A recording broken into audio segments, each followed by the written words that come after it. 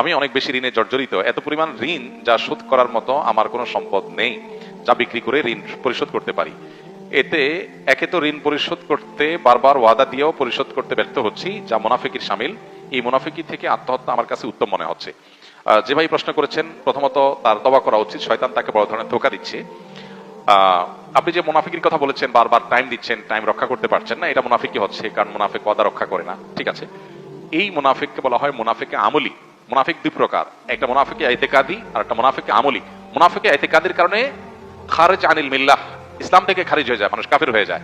মুনাফিকে আমলি যাকে বলা হয়, তার ভেতরে ঈমান আছে, কর্মে ত্রুটি আছে, এটাকে মুনাফিকে আমলি বলা হয়। আর আরেকজনের উপর দিয়ে নামাজ কালাম পড়ে ভেতরে ঈমান নাই, এটা হলো ইতিকাদি মুনাফিক, এটা হলো বেঈমান। তো এইরকম মুনাফিকি আমাদের মধ্যে অনেকের মধ্যেই আছে, এটার কারণে সে কাফির হয়ে যায় না। এটার চাইতে আত্মহত্যা বহুগুণ বড় অপরাধ।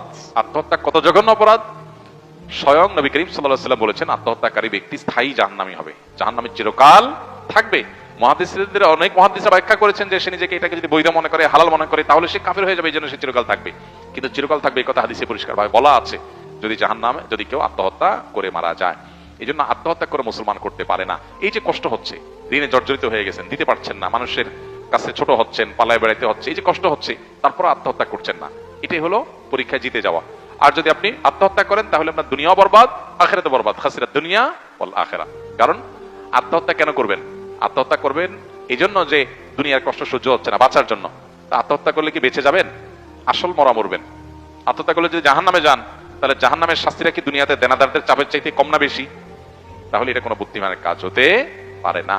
আপনি যত কষ্টই হোক ধৈর্য ধারণ করবেন, কি হবে? মানুষ মারবে, গালিগালাজ করবে, জেল জুলুম হবে, এই তো সবর করবেন। এই সবরের বিনিময়ে আল্লাহর কাছ থেকে জান্নাত আশা করবেন।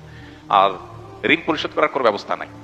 ওকে, এরকম বহু লোক আছে যে ঋণ পরিশোধ করার মতো আপাত দৃষ্টিতে তার কোনো পথ খোলা নাই, সকল অ্যাসেট বিক্রি করলেও তার ঋণ শোধ হবে না, কিন্তু তাদেরও ঋণ একদিন শোধ হয়েছে। এরকম মানুষ বহু খুঁজলে পাওয়া যাবে। আজকে আপনি যে জায়গায় আছেন, আজ থেকে 20 বছর পরে ঠিক এই জায়গায় থাকবেন এরকম কোনো নিশ্চয়তা নাই। তো হতে পারে আল্লাহ তাআলা আপনাকে অনেক উপর উঠাই দিবেন, আল্লাহ শোধ করে দিবেন। আর যদি আপনি নাও পারেন, চেষ্টা যে করছেন, ত্রুটি ছিল না, আল্লাহর কাছে আপনি ইনশাআল্লাহ মুক্তি পেয়ে যাবেন। এজন্য এই ভুল পথে কখনো পা বাড়ানো কোনো মুসলমানের জন্য জায়েজ নাই। খুব জঘন্য শাস্তির কথা বলা আছে, যে যেভাবে আত্মহত্যা করবে আখিরাতে তাকে সেভাবে শাস্তি দেওয়া হবে। যে গলায় ফাঁস দিয়ে আত্মহত্যা করবে, তার গলায় ফাঁস দিতে থাকা হবে, সে মরবে না। এখানে এখানে তো মরে গেছে, ওখানে মরবে না, শুধু ফাঁস দিয়ে দিয়ে তাকে টানা হবে। কেউ যদি উপর থেকে লাফ দিয়ে মারা যায়, তো তাকে ফেরেশতারা উপর থেকে ফেলতে থাকবে না একের পর এক, সে শাস্তি পেতে থাকবে, মরবে না, কষ্ট পেতে থাকবে। এভাবে যে যেভাবে আত্মহত্যা করে, এই জন্য কোনো মুসলমান কখনো আত্মহত্যা করতে পারেন। আল্লাহ বলেছেন, ওয়ালা ইয়াস মির রাহিল্লাহি ইল্লাল কওমুল কাফিরুন, আল্লাহর রহমত থেকে অবিশ্বাসী কাফের ছাড়া কেউ নিরাশ হতে পারে না, আশা ছাড়া যাবে না। দেয়ালে পিঠ থেকে গেছে, যাক, আল্লাহ তাআলা এর পরেও একটা পথ বের করতে পারেন।